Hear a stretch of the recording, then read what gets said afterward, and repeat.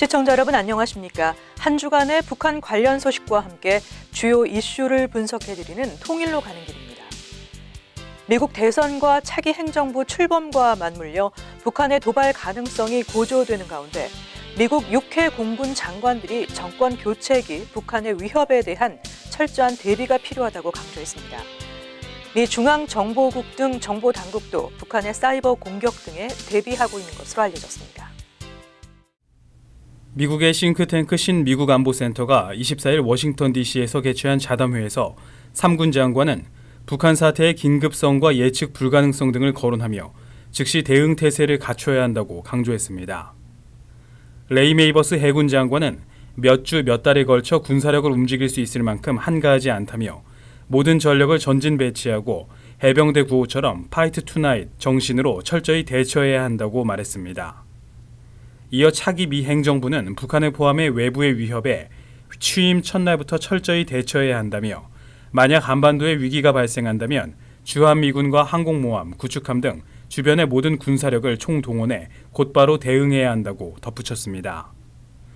데버러리 제임스 공군 장관도 차기 대통령 당선 직후 곧바로 인수팀을 출범하고 북한 등 외부 위협에 대한 전략적인 검토에 착수해야 한다고 조언했습니다.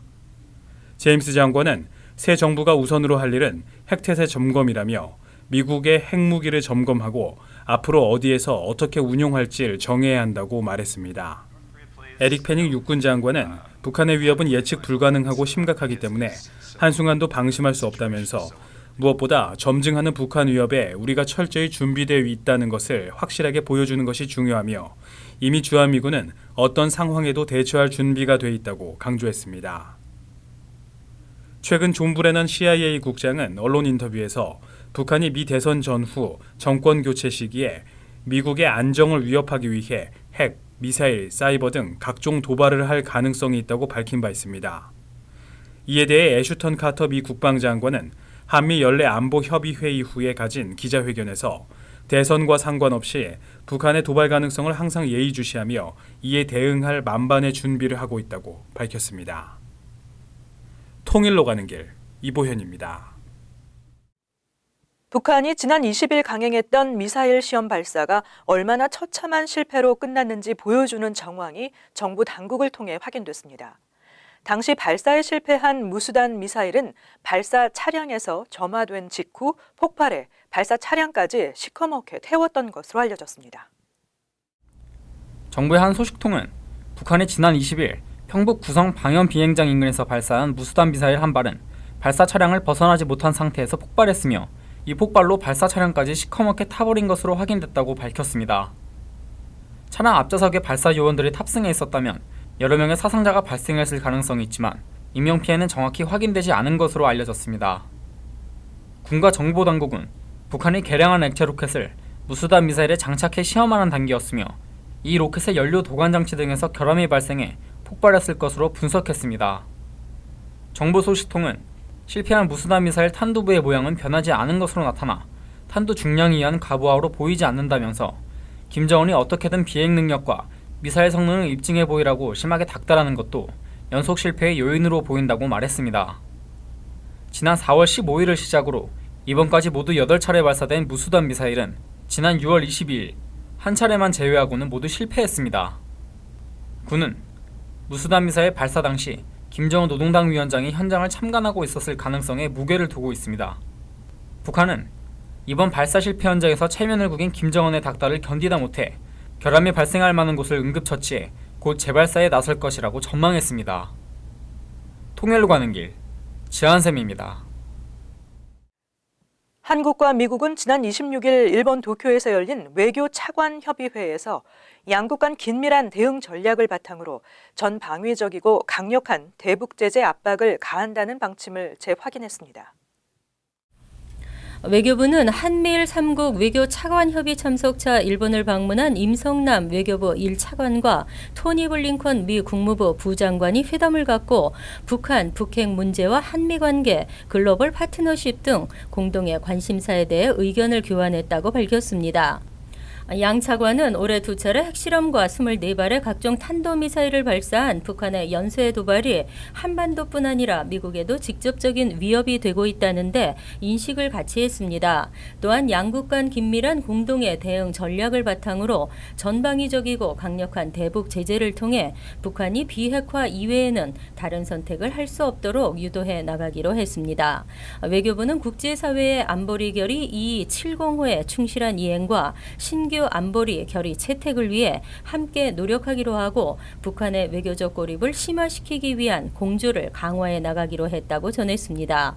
또한 두 차관은 지난 19일 워싱턴에서 열린 한미 외교 국방장관 회의의 성과를 바탕으로 확장 억제를 비롯한 강력한 한미 연합 방위 태세를 재확인했으며 회의에서 신설키로 합의한 확장 억제 전략 협의체를 적기에 출범시키기 위한 후속 협의를 긴밀하게 진행하기로 했습니다.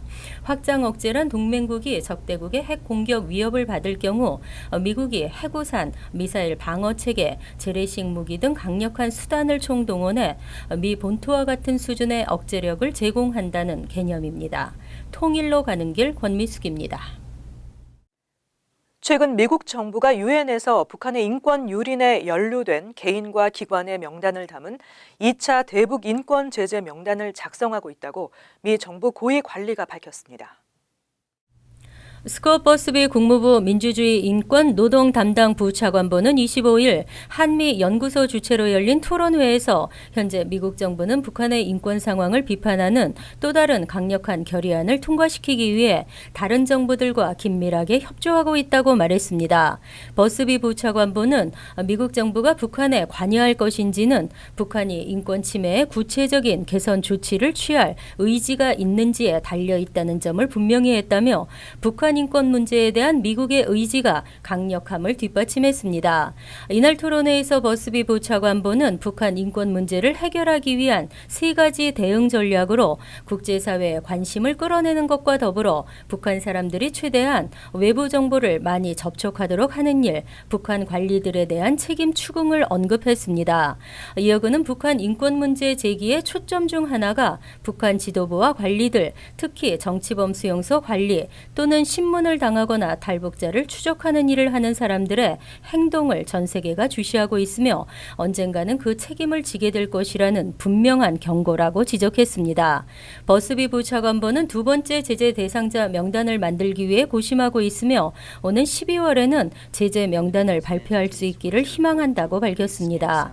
또 그는 북한 사람들에게 다른 삶의 방식이 있음을 보여주고 외부 세계에 대한 그들의 인식을 바꾸기 위해 북한의 외부 정보를 유입하려는 노력들이 효과적이었던 것으로 보인다며 북한 사람들에게 외부 정보가 전달되도록 하는 노력은 우리 정책의 핵심이라고 강조했습니다.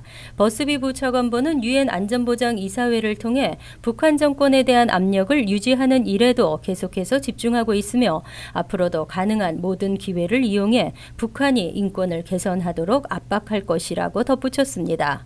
통일로 가는 길 권미숙입니다. 북한 인권 전문가들로 구성된 북한 인권 현인 그룹이 27일 오후 미국 뉴욕에서 제2차 전략회의를 열었습니다. 회의에서는 북한의 반인도적인 범죄를 규탄하고 북한 인권 개선을 위한 방안을 논의했습니다.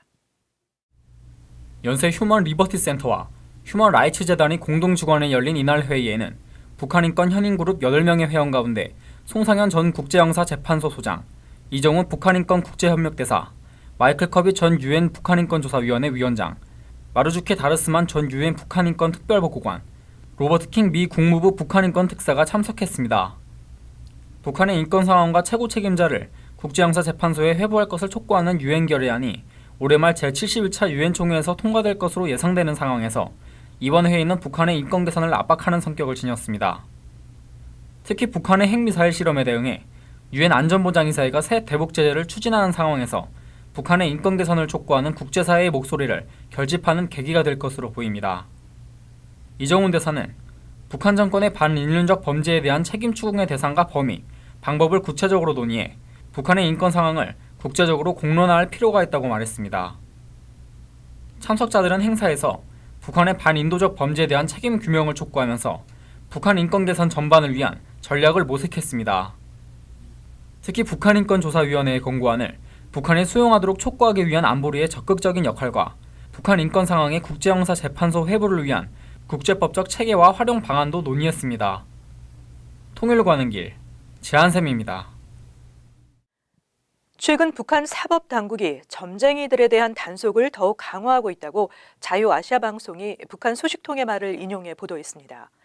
김정은 노동당 제1비서의 미래가 비관적이라는 예측이 점쟁이들을 통해 나왔고 이 소문이 주민들 사이에서 확산되고 있다는 판단에서 비롯됐다고 소식통들은 전했습니다. 자유아시아방송과 접촉한 양강도 소식통은 해산시 마산 이동에 있는 50대 후반의 유명한 점쟁이에 대한 소문이라면서 2017년 북한 운세가 매우 불안하다는 소식을 전했다고 말했습니다. 북한 노동당 간부들마저 저녁이면 줄을 지어 순서를 기다린다는 이 점쟁이는 2017년 북한에선 큰 변고가 일어난다고 말했는데 이 소문은 현재 양강도 주민들 사이에 급속히 퍼지고 있습니다. 함경북도 소식통은 2017년은 붉은 닭띠해로 북한의 피가 넘쳐흐르는 해가 될 것이라는 비슷한 소문이 돌고 있다고 전했는데요. 이들 소식통에 따르면 북한의 점쟁이들은 2017년에 북한에서 핵전쟁이나 백두산 폭발과 같은 대형 재난재해, 김정은이 대량 학살을 저지르는 등 큰 변고가 일어나 사람을 묻을 땅이 모자랄 만큼 많은 시신들이 쌓이게 될 것이라는 예언이 나오고 있다고 합니다.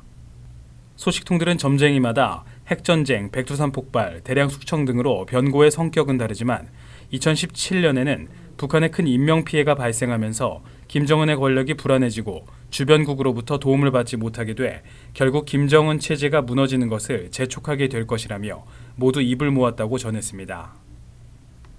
이 같은 소문이 퍼지자 김정은 집단은 국가안전보위성 대원들을 수해 지역 등으로 보내 단속하고 있으며 함경북도 무산군에선 미신 행위를 했다는 이유로 점쟁이 4명이 검거됐고 2017년 예언을 다른 사람들에게 전한 주민 40여 명도 불온분자로 체포했다고 알려졌습니다. 자유아시아 방송이 전한 북한 소식통들의 이야기를 들어보면 북한 주민들은 점쟁이들의 예언을 그저 지나가는 소리나 경고 정도로 여기고 있는 반면 김정은 집단은 매우 예민하게 받아들이는 것으로 보입니다. 이미 북한 김씨 일가가 점쟁이에게 국가 시책 등을 물어본다는 사실은 수년 전에 폭로된 바 있습니다. 그 중에서도 김일성과 김정일은 노동당 고위층이 아니라 용하다는 점쟁이를 옆에 불러놓고 국정에 대한 조언을 구했던 사실도 잘 알려져 있습니다. 북한이 이처럼 고대 샤머니즘 시대와 같은 재정일치 통치 행태를 보인 것은 평양 내부에서도 기밀에 속했으나 북한 고위층의 탈북이 이어지면서 그 사실이 드러나게 됐습니다. 따라서 김정은과 그 일가 또한 점쟁이의 예언에 기대 권력을 사용하고 있을 가능성이 높기 때문에 점쟁이의 예언을 매우 심각하게 받아들이는 것으로 보입니다. 통일로 가는 길, 이보현입니다. 오는 12월 8일 미국 워싱턴에서 북한의 반인도적 범죄를 다루는 모의 재판이 개최됩니다.